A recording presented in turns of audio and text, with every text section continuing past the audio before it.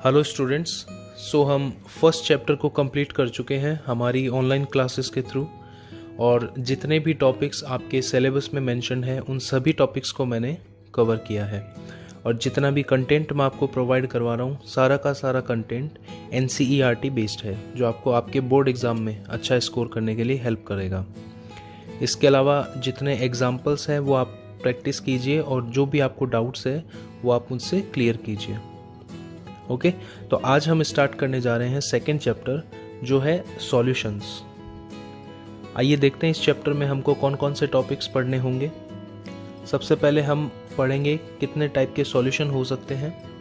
उसके बाद में हम बात करेंगे कंसंट्रेशन टर्म्स की, यानी जो मोलैरिटी, मोलैलिटी, मोल फ्रैक्शन, ये जो कंसंट्रेशन टर्म्स हैं इनको हम पढ़ेंगे। उसके बाद हम बात करेंगे solubility of gases in liquid, यहाँ पर हम हेनरीज लॉ पढ़ेंगे। उसके बाद में हम बात करेंगे सॉलिड सॉल्यूशंस की, और इन्हीं से रिलेटेड एक लॉ होगा जिसको हम पढ़ेंगे, जो कि कहलाता है Raoult's law. Okay, then Raoult's law पे ही बेस करके हम सॉल्यूशन को आइडियल और नॉन आइडियल कैटेगरी में डिवाइड करेंगे। उसके बाद में हम पढ़ेंगे कॉलिगेटिव प्रॉपर्टीज़। ये जो कॉलिगेटिव प्रॉपर्टी वाला टॉपिक है ये इस चैप्टर में इम्पॉर्टेंट है। यहाँ से मैक्सिमम क्वेश्चंस आपके फ्रेम होंगे बोर्ड एग्जाम के अंदर। और ये कॉलिगेटिव प्रॉपर्टी 4 होती है। पहला है relative lowering of vapour pressure, दूसरा है एलिवेशन ऑफ बॉइलिंग पॉइंट, तीसरा है depression of freezing point, and चौथा है ऑस्मोटिक प्रेशर। ओके, सो जो कॉलिगेटिव प्रॉपर्टीज़ है ये हमारे लिए बहुत ही ज़्यादा इंपॉर्टेंट रहने वाली है। उसके बाद में हम पढ़ेंगे determination of molecular masses using colligative properties. ये कॉलिगेटिव प्रॉपर्टी का बेसिकली एक एप्लीकेशन हो जाएगा। देन आपको कई बार जो है वो experimental molecular mass actual molecular mass से डिफरेंट मिलता है, जिसको हम बोलते हैं एबनॉर्मल मॉलिक्यूलर मास। तो हम देखेंगे कि क्यों एबनॉर्मल मॉलिक्यूलर मास यहाँ पर ऑब्जर्व हो रहा है, और एबनॉर्मल मॉलिक्यूलर मास के कॉन्सेप्ट को डील करने के लिए हमको फिर एक फैक्टर को ऐड करना पड़ेगा, जिसको हम बोलेंगे वॉन्ट ऑफ फैक्टर। तो ये टोटल लिस्ट ऑफ टॉपिक्स है जो हमको इस चैप्टर के अंदर पढ़नी है। आज की क्लास में हम पढ़ेंगे type of solutions and concentration terms. Concentration terms आप 11th क्लास के फर्स्ट चैप्टर में भी पढ़ लेते हो। ओके, कोई बात नहीं, हम फिर से इसको रिवाइज कर लेंगे। तो चलिए देखते हैं। सबसे पहले व्हाट इज सॉल्यूशन। तो solution is a homogeneous mixture of 2 और मोर कंपोनेंट्स। 2 या 2 से ज़्यादा कंपोनेंट्स का जो होमोजेनस मिक्सचर। होमोजेनस का मतलब क्या है? Homogeneous means the concentration is similar through out the solution. आप कहीं से भी सॉल्यूशन को का सैंपल पिक कर लीजिए, जो कंसंट्रेशन होनी चाहिए वो सेम होनी चाहिए। This kind of mixture is called homogeneous mixture. Okay, for example salt in water, glucose in water, air जो हमारे चारों ओर है that is also a homogeneous mixture of gases. So ये तो बात हुई सॉल्यूशन की डेफिनेशन के बारे में। अब देखिए, किसी भी सॉल्यूशन में 2 कंपोनेंट्स मिनिमम होंगे। एक तो होगा सॉल्वेंट और दूसरा होगा सॉल्यूट। सॉल्वेंट क्या है? The component which is present in the largest quantity is called solvent. जैसे एक एग्जांपल हमने अभी देखा, सॉल्ट इन वाटर, तो वहाँ पर लार्ज अमाउंट में कौन है? Water. So water is the solvent, and the one which is present in lesser quantity is known as solute. Clear? Then solvent determines the physical state in which solution exist. यानी solvent की जो physical state है, final solution की भी physical state वही होती है। For example, NaCl was solid and water was liquid, and when we dissolved NaCl in water, the physical state of final solution is also liquid. So the solvent determines the physical state of the final solution. Then solute may not determine, हो सकता है solute का भी physical state वही हो जो final solution का है, but it is not always true, so it may not determine the physical state of the solution. उसके बाद में किसी भी सॉल्यूशन के अंदर सॉल्वेंट का नंबर हमेशा एक ही होगा, एक से ज़्यादा सॉल्वेंट कभी नहीं हो सकते हैं। ओके, सो सॉल्वेंट हमेशा एक ही होगा। सॉल्यूट का नंबर कुछ भी हो सकता है। आप मान लीजिए पानी में नमक मिक्स कर रहे हैं एंड उसी में आप ग्लूकोज में मिक्स कर रहे हैं, और उसी में आप कोई एक तीसरा सॉल्ट भी मिक्स कर रहे हैं। सो सॉल्यूट वहाँ पर 3 हो जाएंगे और वाटर जो है वो वहाँ पर सॉल्वेंट रहेगा। So solvent is always 1 and solute में बी मोर देन 1। क्लियर? तो ये तो बात हुई सॉल्वेंट और सॉल्यूट की। आप जानते हो सॉल्वेंट जो अवेलेबल होता है for mixing a solute, right. अब हम आगे मूव करते हैं। तो आप देखिए सॉल्यूशन को on the basis of number of components हम क्या बोल सकते हैं? बाइनरी सॉल्यूशन बोल सकते हैं, टर्नरी सॉल्यूशन बोल सकते हैं, क्वाटरनरी सॉल्यूशन बोल सकते हैं। बाइनरी सॉल्यूशन क्या होगा? जिसमें केवल 2 कंपोनेंट्स होंगे, उनमें से एक तो सॉल्वेंट होगा और एक सॉल्यूट होगा। टर्नरी सॉल्यूशन में 3 कंपोनेंट्स होंगे, अभी हमने पढ़ा सॉल्वेंट हमेशा एक ही होगा, तो रिमेनिंग 2 क्या होंगे? सॉल्यूट्स होंगे, जैसे कि salt plus sugar plus water, that is a ternary solution. Quaternary solution क्या होगा? जिसमें 4 कंपोनेंट्स होंगे, उनमें से एक सॉल्वेंट होगा और रिमेनिंग 3 सॉल्यूट्स होंगे। तो ये तो हुआ on the basis of number of components, classification of solution. अब हम ये देखेंगे कि सॉल्वेंट और सॉल्यूट की फिजिकल स्टेट, यानी ये लिक्विड है, गैस है या सॉलिड है, उसके बेसिस पे किन किन टाइप के सॉल्यूशन हो सकते हैं। और यहाँ से क्वेश्चन एक MCQ के फॉर्म में या एक शॉर्ट नोट के फॉर्म में आपसे पूछा जा सकता है। तो देखिए नेक्स्ट हम बात करते हैं टाइप ऑफ सॉल्यूशन की। इस टेबल को हम देखेंगे, अगर सॉल्वेंट गैस है तो फाइनल सॉल्यूशन की स्टेट भी क्या होगी? गैसियस होगी। अगर सॉल्वेंट लिक्विड है तो फाइनल सॉल्यूशन भी लिक्विड होगा, और अगर सॉल्वेंट सॉलिड है तो फाइनल सॉल्यूशन भी सॉलिड होगा। तो 3 कैटेगरी में हमने सॉल्यूशन को डिवाइड किया, gaseous solution, liquid solution and solid solutions. अब सॉल्यूट जो है वो गैस, लिक्विड और सॉलिड हर कॉम्बिनेशन को हम ट्राई करते हैं। तो देखिए गैस को गैस में जब आप डिसॉल्व करोगे तो जो एयर आप देखते हो, air, that is the example of gas in gas solution. So mixture of oxygen and nitrogen. Liquid को आप गैस में डिसॉल्व करोगे, chloroform mixed with nitrogen gas. Solid को गैस में डिसॉल्व करोगे, camphor in nitrogen gas, right. Then gas in liquid, oxygen dissolved in water, या CO2 भी आप जो कार्बोनेटेड ड्रिंक्स देखते हो, that is also example of gas in liquid. Then liquid in liquid, ethanol dissolved in water. इस type का solution कई लोग बनाते भी हैं, नहीं बनाना चाहिए बट ओके।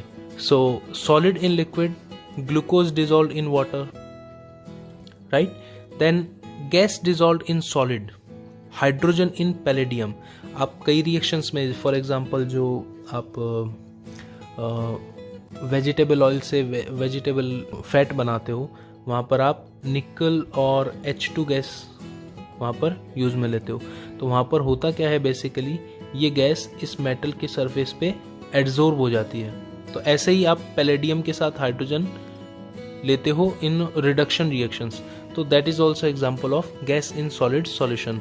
देन आप लिक्विड को सॉलिड में डिसॉल्व अगर करोगे तो अमलगम्स जितने भी हैं मरकरी के साथ, basically because mercury is a liquid metal, so generally जो मेटल्स हैं वो मरकरी के साथ इस टाइप का solution, liquid in solid type का सॉल्यूशन जो है वो प्रिपेयर करता है।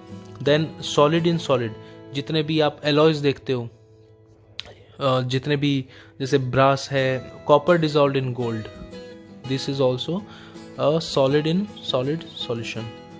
तो ये जो टेबल है ये आपके लिए इम्पॉर्टेंट है और बेसिकली आपको हर एक कैटेगरी का एक एग्जाम्पल ध्यान में रखना है। क्लियर? तो इस टेबल को आप ड्रॉ कर लीजिए। नेक्स्ट देखिए हम बात करते हैं कंसंट्रेशन टर्म्स की। तो कंसंट्रेशन टर्म्स पढ़ें उससे पहले हम ये देखते हैं कि कंसंट्रेशन होता क्या है। तो कंसंट्रेशन क्या है?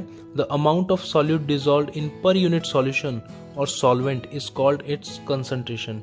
यानी एक यूनिट सॉल्यूशन में या फिर सॉल्वेंट में, यानी कंसंट्रेशन को हम दोनों के टर्म्स में देखेंगे, इधर सॉल्यूशन के टर्म में और सॉल्वेंट के टर्म में, कि एक पर्टिकुलर यूनिट ऑफ सॉल्यूशन या सॉल्वेंट में कितना अमाउंट सॉल्यूट का डिसॉल्व्ड है। अब कुछ कंसंट्रेशन टर्म्स सॉल्यूशन के रेफरेंस में होगी, most of the concentration terms, और कुछ कंसंट्रेशन टर्म्स जो है वो सॉल्वेंट के रेफरेंस में होगी। फॉर एग्जांपल मोलालिटी जो है, molality that is in the context of solvent, okay, and remaining almost all the concentration terms are based on the solution, right? Now there are various concentration terms to determine the concentration of solutions. For example, mass percentage, volume percentage, mass by volume percentage, parts per million ppm, mole fraction, molarity and normality. यहाँ पर इस chapter में जो सबसे ज़्यादा हमें use आएगी concentration term वो है मोलैलिटी। जो कॉलिगेटिव प्रॉपर्टीज़ हम पढ़ेंगे वहाँ पर मोलैलिटी कंसंट्रेशन टर्म हमको काफ़ी यूज़ में आएगी। इसके अलावा राउल्ट्स लॉ जब हम पढ़ेंगे तो मोल फ्रैक्शन हमको यूज़ में लेना होगा। और मोलैरिटी जो है बेसिकली काफ़ी जगह अप्लाई होती है, और जो नॉर्मेलिटी है वो इलेक्ट्रोकेमिस्ट्री में हमको, जब फेराडेज लॉ हम पढ़ेंगे तो इलेक्ट्रोकेमिस्ट्री में हमको काफ़ी ज़्यादा हेल्प करेगी। तो इन कंसंट्रेशन टर्म्स को आप थोड़ा अच्छे से क्लियर कीजिएगा, कौन कौन सी, mole fraction, molarity, molality and normality. इसके अलावा बाकी सारी कंसंट्रेशन टर्म्स इतनी ज़्यादा यूजफुल हमारे लिए नहीं है, बट हम इनको पढ़ लेते हैं। ओके, तो सबसे पहले बात करते हैं मास परसेंटेज की, यानी what is mass percentage, the amount of solute in grams. Unit को बिल्कुल आपको ध्यान रखना है, ठीक है। The amount of solute in grams dissolve in 100 gram of solution. Clear. Suppose आपके पास कोई कंटेनर है और आपके पास ए जो है वो है सॉल्वेंट। क्लियर, ए क्या है, सॉल्वेंट, और आपने इसमें किसी सॉल्यूट को, सपोज बी जो है वो आपका है solute. Clear. So what is percent weight by weight? Percent weight by weight is the weight of solute, means WB in grams, divided by the total weight of the solution, means WA plus WB, और ये है पर 100 ग्राम, यानी percentage है तो into 100। तो ये जो है ये फॉर्मूला हुआ परसेंट वेट बाय वेट का। Mass of solute divided by total mass of solution, यानी WA प्लस WB इंटू 100, क्योंकि ये एक परसेंटेज है। तो ये फॉर्मूला को आप नोट डाउन कर लीजिए। सेम फॉर्मूला हमने 11th क्लास में भी पढ़ा है। क्लियर। ओके ओके, सो आगे हम मूव करते हैं। देखिए सेकंड है percent volume by volume. Calculation को आपको वॉल्यूम के सेंस में जो है वो कैलकुलेट करना है। A is the solvent, B is the solute. So what is percent volume by volume? The volume of solute in ml. Okay, again the unit is very important. अगर litre में given है तो उसको convert करना है ml में। अगर दोनों लीटर में गिवन है तो फिर कोई प्रॉब्लम नहीं होगी। So the amount of solute in ml dissolved in 100 ml of the solution. So formula क्या हुआ? Percent volume by volume is the volume of B, means the volume of solute in ml divided by total volume of solution, which is VA plus VB, again in ml, into 100. So this is the formula of percent volume by volume. इसको भी आप note कर लेंगे। Clear? So volume of solute divided by total volume of solution into 100. Next concentration term देखिए। Next concentration term है mass by volume percentage. तो यहाँ पर मास बाय वॉल्यूम परसेंटेज में क्या होगा? The amount of solute in grams dissolved in 100 ml of solution. तो formula क्या बनेगा आप समझ ही गए होंगे, बताइए मुझे। Percent weight by volume is equal to WB, means mass of solute in grams, divided by VA plus VB, volume of solution in ml, again this is percentage, so multiplied by 100. Okay, so this is the formula of mass by volume percentage. इसको भी आप note कीजिए. अब देखिए कई बार क्या होता है, आपको सॉल्यूट का मास गिवन रहता है और सॉल्वेंट का भी या सॉल्यूशन का भी आपको मास ही दे दिया जाता है. तो उस केस के अंदर आपको वॉल्यूम निकालने के लिए डेंसिटी का फॉर्मूला अप्लाई करना पड़ सकता है. तो डेंसिटी का भी यहाँ पर यूज़ हो सकता है कुछ एग्जांपल्स के अंदर जब आप मास बाई वॉल्यूम परसेंटेज को कैलकुलेट करेंगे. आप सब जानते हो density equals to mass by volume. Density का वैल्यू गिवन होगा आपको, ओके, मास गिवन होगा और वॉल्यूम आपको फाइंड आउट करना और देन आपको ये कैलकुलेशन करनी है. क्योंकि अगर मास आप ले लोगे तो वो परसेंट वेट बाय वॉल्यूम ना होगे, परसेंट वेट बाय वेट हो जाएगा. ओके, सो आई होप ये तीनों कंसंट्रेशन आपको क्लियर हो गई होगी. नेक्स्ट देखिए, next concentration terms is parts पर मिलियन. ओके, मिलियन क्या होता है? मिलियन होता है 10 to power 6 मीन्स 10 लाख. एक और चीज, जो पीपीएम कंसंट्रेशन है वो मास टू मास हो सकता है, वॉल्यूम टू वॉल्यूम हो सकता है और मास टू वॉल्यूम हो सकता है. So what is ppm?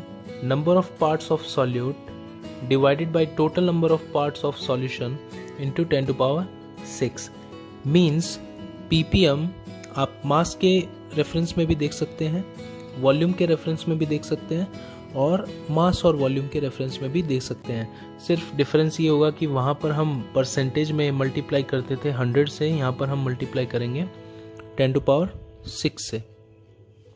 एक और चीज़, ppm कंसंट्रेशन वहाँ पे यूज़ होती है जहाँ पर जो सॉल्यूट है उसका अमाउंट बहुत कम है, यानी सॉल्यूट जो है वो ट्रेस क्वांटिटी के अंदर प्रेजेंट है. क्लियर? जैसे वाटर के अंदर फ्लोराइड्स और इन सब का हम कंसंट्रेशन को ppm में कैलकुलेट करते हैं. ओके, सो ppm में B wb by wa plus wb into 10 to power 6 या ppm में B volume of solute divided by total volume of solution into 10 to power 6 और इट में B mass of solute divided by volume of solution into 10 to power 6. यानी mass by mass हो सकता है, मास by volume हो सकता है और वॉल्यूम बाई वॉल्यूम हो सकता है. एक क्वेश्चन आपके लिए है, क्लियर?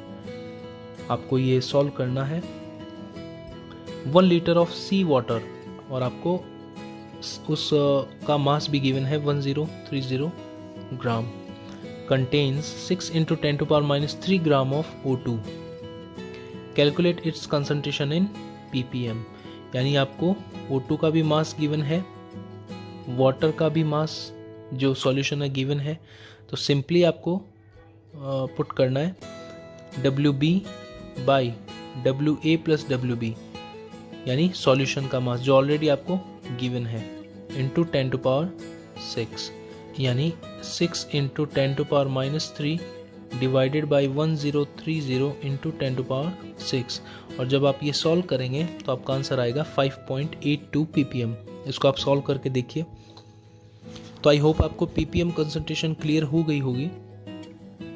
अब नेक्स्ट हम बात करेंगे मोल फ्रैक्शन की. Mole fraction. So what is mole fraction? The fraction of moles of one component with respect to the total number of moles of the solution. Clear? So what is mole fraction? It is the number of mole of one component divided by total number of moles. Suppose solution आपके पास था, A आपका solvent था और B जो है वो आपका solute था. Suppose binary solution है. एक चीज़ और, इस चैप्टर में हम बाइनरी सॉल्यूशन पे ही फोकस रखेंगे, टर्नरी और क्वार्टरनरी टाइप के सॉल्यूशंस को हम नहीं पढ़ेंगे. क्लियर? तो इस केस में मोल फ्रैक्शन क्या होगा? जो A है, A का मोल फ्रैक्शन होगा moles of A divided by total moles Na plus Nb. और B का मोल फ्रैक्शन क्या होगा? Moles of B divided by total number of moles Na plus Nb. Clear? एक और चीज़, मोल फ्रैक्शन का जो सम होगा मीन्स XA प्लस XB, इसका वैल्यू ऑलवेज होगा 1. So the sum of mole fraction of all the components is always equals to 1. Suppose आपको x ए यानी मोल फ्रैक्शन ऑफ ए पता है तो एक्स बी भी आप कैलकुलेट कर सकते हो। X B is equal to 1 minus X A, 1 minus X A. Clear? So ये सारे जितने भी फॉर्मूलाज हैं इनको आप नोट कीजिए।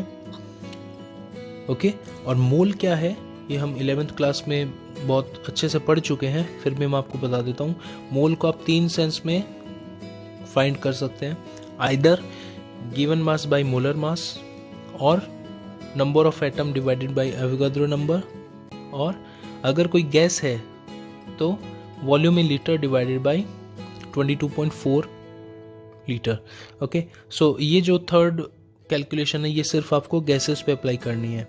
लिक्विड्स और सॉलिड के केस में ऐसा बिल्कुल नहीं करना है, क्योंकि 1 mole of gas occupies 22.4 litre at STP, but water का या फिर किसी लिक्विड का ऐसा नहीं होता है। 22.4 लीटर वाटर में thousand of moles of H2O present होते हैं। क्लियर? सो ये 3 इक्वेशन है जो नंबर ऑफ मोल्स को आपको कैलकुलेट करने में हेल्प करती है। क्लियर? आगे मूव करते हैं, हम बात करते हैं मोलैरिटी की। Molarity, so what is molarity? The number of moles of solute present in 1 litre of solution. Clear?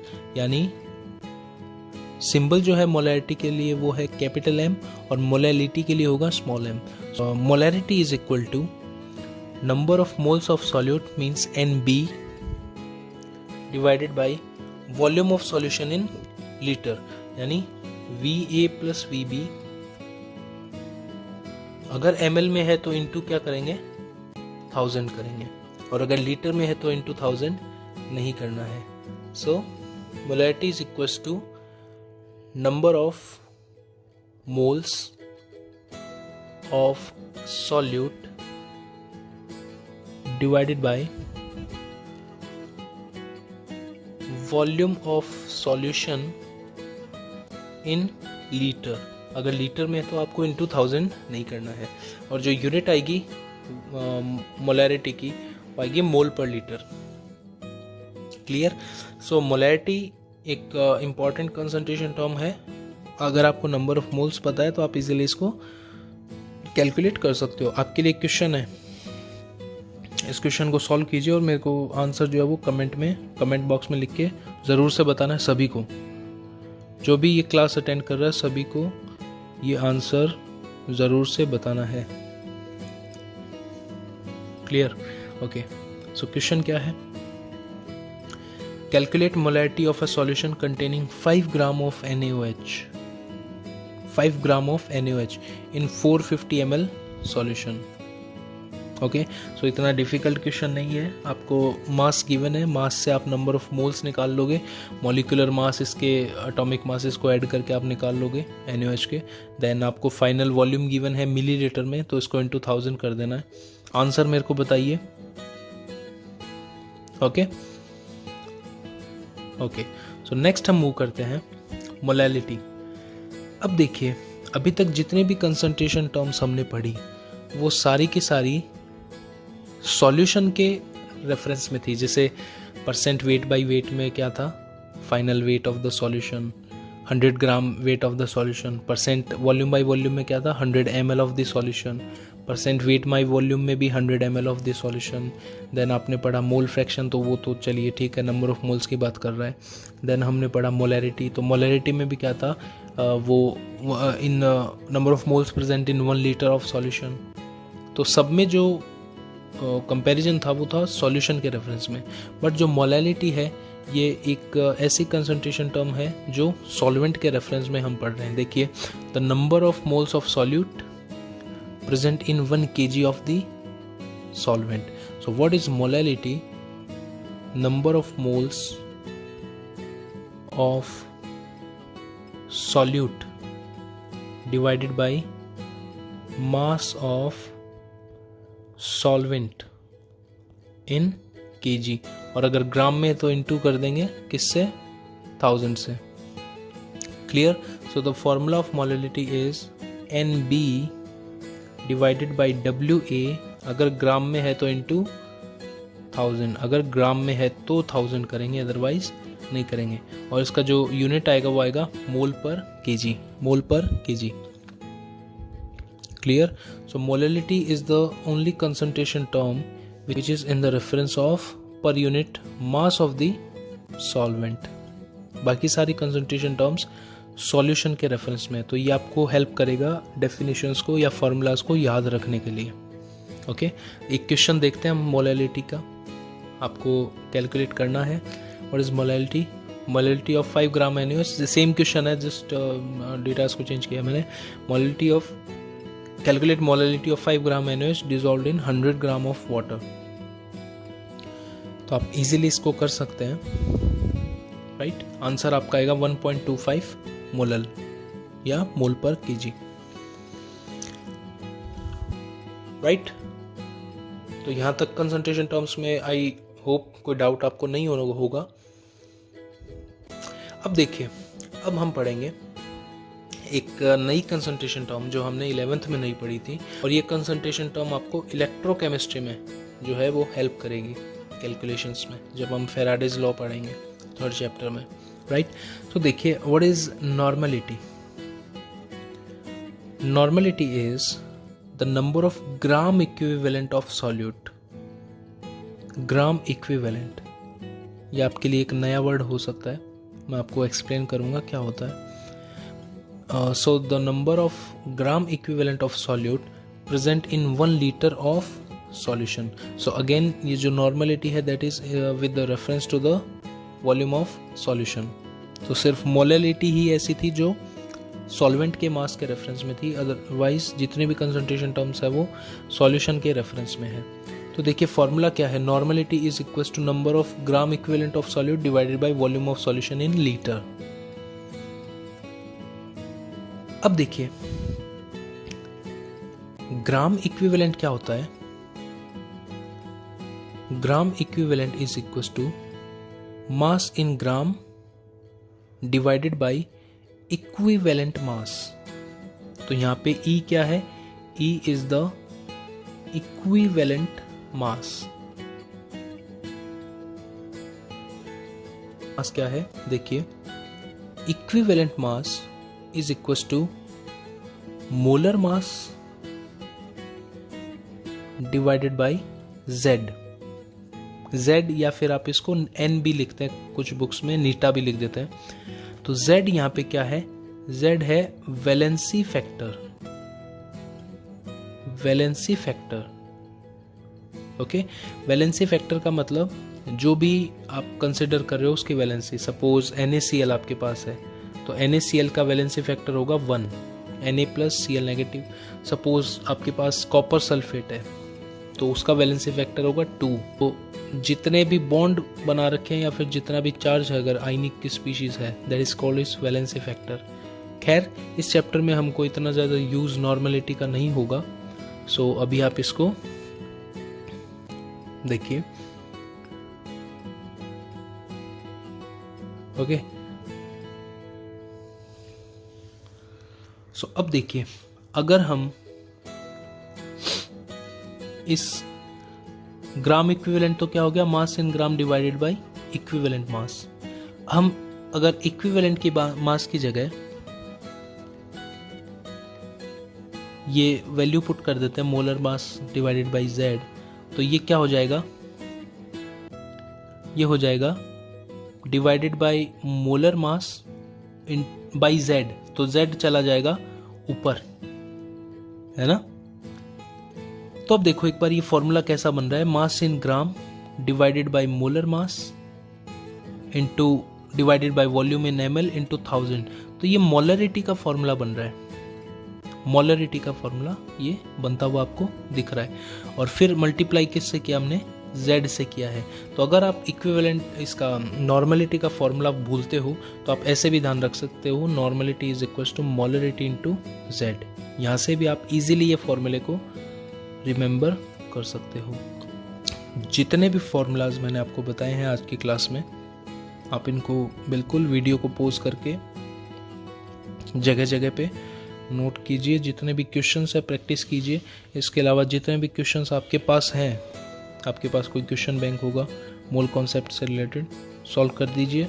सारे, और कल की क्लास जब हम स्टार्ट करें तो ये क्लास आपकी कम्प्लीटली रिवाइज्ड ऑन टिप्स होनी चाहिए। ओके, अब देखिए, अगर आप किसी सॉल्यूशन को डाइल्यूट करते हो, डाइल्यूट करने का मतलब आप उसमें सॉल्यूट को और ऐड नहीं कर रहे हो, केवल सॉल्वेंट को ऐड कर रहे हो, तो उस केस में उसकी कंसंट्रेशन चेंज हो जाएगी क्योंकि वॉल्यूम चेंज हो गया है, बट जो number of moles of solute है वो कॉमन रहेगा। Clear? So number of mole, मुझे सपोज मोलरिटी है तो मोलरिटी क्या था, N/V, तो नंबर ऑफ मोल क्या होगा, मास इनटू वॉल्यूम। सो ये जो n का वैल्यू है ये वही रहेगा चाहे आपने कितना भी डाइल्यूट उसको सॉल्यूशन को कर दिया है। तो देखिए, first molarity into volume equals to second molarity into volume, यानी M1V1 इक्वल्स टू M2V2, और सेम नॉर्मलिटी पे भी अप्लाई होगा, N1V1 इक्वल्स टू N2V2। ये जो है हम अपने प्रैक्टिकल्स में टाइट्रेशंस जब करते हैं तो इसका काफ़ी यूज़ हम करते हैं, M1V1 equals to M2V2 and N1V1 equals to N2V2। पहली चीज़ तो ये, okay, the amount of solute remains constant. दूसरी चीज़, जैसा कि मैंने आपको बताया कि most of the concentration terms was in respect to the solution, whether is mass और वॉल्यूम।